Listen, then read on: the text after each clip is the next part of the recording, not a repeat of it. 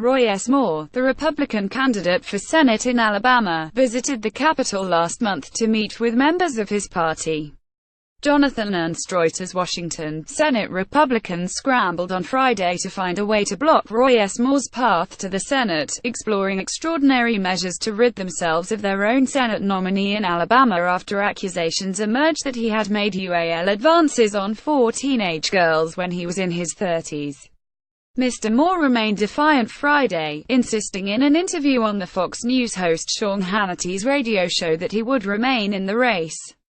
He told Mr. Hannity, who has endorsed his candidacy, that he never had any contact with Lee Kaufman, the woman who told The Washington Post that Mr. Moore touched her usually when she was 14, though he did not deny dating some teenagers. "I have never known this woman, or anything," said Mr. Moore, who described the accusations as politically motivated, in a flurry of phone calls, emails and text messages. Republican senators and their advisers discussed fielding a write-in candidate, pushing Alabama's governor to delay the December 12 special election or even not seating Mr. Moore at all should he be elected. In an interview, Senator Mitch McConnell of Kentucky, the majority leader, declined to say whether he would agree to seat Mr. Moore should he win. He deferred a question about a possible write-in campaign by Senator Luther Strange, the current occupant of the seat, to Mr. Strange.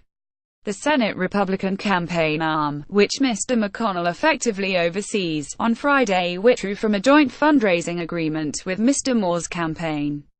The frenzy reflected not just the worry over the Senate seat once held by Attorney General Jeff Sessions but the broader danger of the Republican Party being associated with Mr. Moore.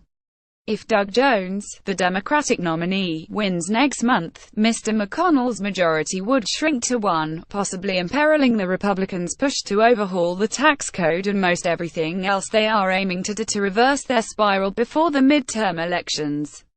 It could also raise at least the potential that Democrats could seize control of the Senate in 2018 by holding all of their endangered seats and winning Republican seats in Nevada and Arizona. But if Mr. Moore wins, the party faces a potentially more untenable prospect welcoming an accused child molester in the ranks, a move that every Republican candidate will have to answer for. That raised memories of Todd Akin, the Republican Senate candidate who in 2012 said victims of legitimate rape rarely got pregnant, an assertion that Democrats hung around every candidate that year. Doug Jones, a Democrat, is challenging Mr. Moore in the special election to fill Attorney General Jeff Sessions' old seat. Bryn Anderson, Associated Press. And Mr. Moore's interview with Mr. Hannity only made Republicans in the Capitol more determined that he had to step aside. "I don't remember ever dating any girl without the permission of her mother," Mr. Moore told Mr. Hannity. Asked by Mr. Hannity if he ever dated teenagers when he was in his 30s, Mr. Moore replied, "Not generally, no. Some Senate Republicans have encouraged Mr. Strange, who lost to Mr. Moore in a bitterly contested Republican runoff in September, to run as a write-in candidate, an option Mr. Strange is considering, according to Republicans who have spoken to him." In addition to Mr. Strange, Republicans in Washington and Alabama have approached multiple other potential candidates about mounting a write-in effort, including Representative Robert Aderholt, a Maine conservative from the northern end of the state. But it is unclear that any prominent Republican will be willing to mount a wildcard campaign for the Senate unless Mr. Moore stands down first. Absent Mr. Moore's cooperation, Republicans in Washington have conferred with election lawyers to explore other long-shot options for replacing or marginalizing him, several of which would likely lead to a clash in court with Mr. Moore and his supporters. One approach that Republicans are considering, according to people briefed on the deliberations, would involve asking Gov. Kiv to order a new date for the election, scheduling it for early next year and giving the party time to persuade Mr. Moore to withdraw, or force him out of the race. Alabama election law requires candidates to withdraw at least 76 days before an election in order to be replaced on the ballot, a deadline Mr. Moore has already missed.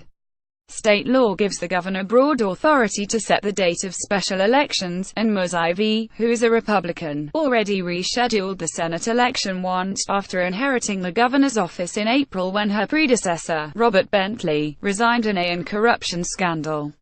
Mosaivi's advisors have not ruled out exercising that power again, according to Republicans in touch with her camp, but she has signaled that she would like reassurances of support from the White House before taking any such step. A spokesman for the governor did not reply to an email asking about her intentions. But there is no apparent precedent for rescheduling an election so close to the planned vote, and it is unlikely Mosaivi could move the election without a court battle, Republicans acknowledged. But advocates of a delay say at least it could keep the election date tied up in court.